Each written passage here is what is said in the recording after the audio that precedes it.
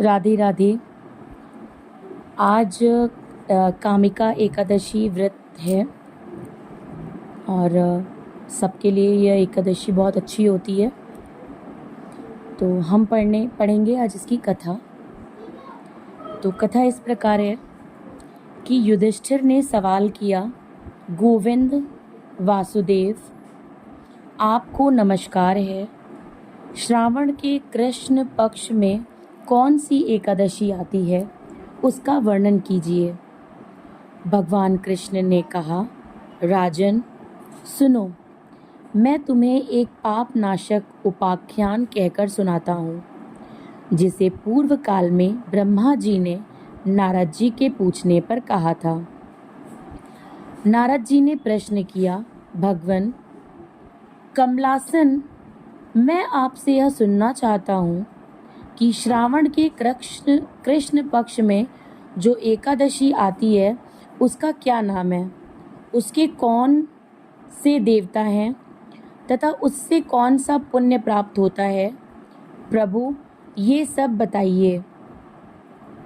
ब्रह्मा जी ने कहा, नारद सुनो, मैं संपूर्ण लोगों के हित की इच्छा से तुम्हारे इस प्रश्न का उत्तर देने जा रहा हूँ। श्रावण मास में जो कृष्ण पक्ष की एकादशी आती है उसे कामिका कहा जाता है। इसका स्मरण मात्र करने से वाजपेयी यज्ञ का फल प्राप्त हो जाता है।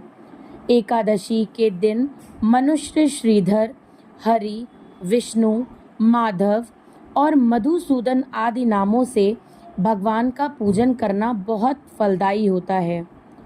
भगवान श्री कृष्ण के पूजन से जो फल प्राप्त होता है वह गढ़ा, काशी, नैमिषारण्य तथा पुष्कर क्षेत्र में भी इस राशि के गुरुवार होने पर तथा व्यतिपात और दंड योग में गोदावरी नदी में स्नान से जिस फल की प्राप्ति होती है वही फल भगवान श्री कृष्ण के पूजन से भी प्राप्त होता है। जो मनुष्य इस तिथि पर समुद्र और वन सहित समूची पृथ्वी का दान करता है और कामिका एकादशी का व्रत रखता है, वे दोनों समान फल के भागी हो जाते हैं।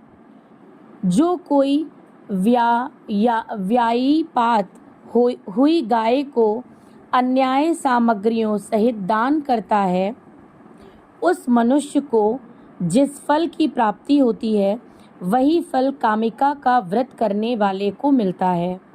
नरश्रेष्ठ श्रावण मास में जो भगवान श्रीधर का पूजन करता है उसके द्वारा गंधर्वों और नागों सहित संपूर्ण देवताओं की पूजा हो जाती है।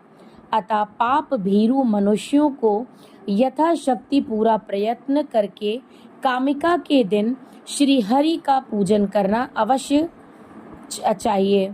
जो पाप रूपी पंडक से भरे हुए संसार समुद्र में डूब रहे हैं, उनका उद्धार करने के लिए कामिका का व्रत सबसे उत्तम होता है। अध्यात्म विद्या परायण पुरुषों को जिस फल की प्राप्ति होती है उससे बहुत अधिक फल कामिका व्रत करने वालों को प्राप्त होता है। कामिका का व्रत करने वाला मनुष्य यदि रात्रि में जागरण करता है तो ना कभी भयंकर यमराज का दर्शन करता है और ना कभी दुर्गति में भी पड़ता है। लाल मणि, मोती, वैदूर्य और मूंगे आदि से पूजित होकर भी विष्णु जी वैसे संतुष्ट नहीं होते हैं जिस प्रकार तुलसी दल से पूजित होने पर प्रसन्न होते हैं। यदि किसी ने तुलसी की मंजरियों से श्री केशव का पूजन कर लिया तो उसके जन्म भर के पाप निश्चय ही नष्ट हो जाते हैं।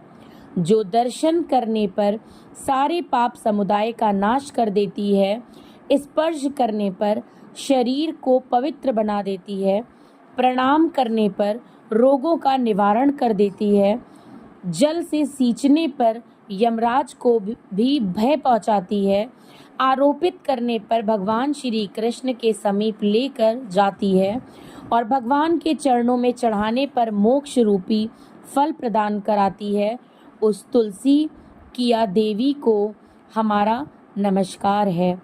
जो मनुष्य कामिका एकादशी के दिन रात के समय दीप दान करता है, उसके पुण्य की संख्या चित्रगुप्त भी नहीं जानते हैं। एकादशी के दिन भगवान कृष्ण के सामने जिस भी मनुष्य का दीपक जलता है, उसके पितर स्वर्ग लोक में स्थित हो रहकर अमृत पान से तृप्त हो जाते हैं। घी या तिल के तेल से भगवान के सामने दीपक जलाकर मनुष्य देह त्यागने के बाद करोड़ों दीपकों से पूजित होते हुए स्वर्ग लोक को चला जाता है। यहीं पे कामिका एकादशी कथा समाप्त होती है। राधे राधे।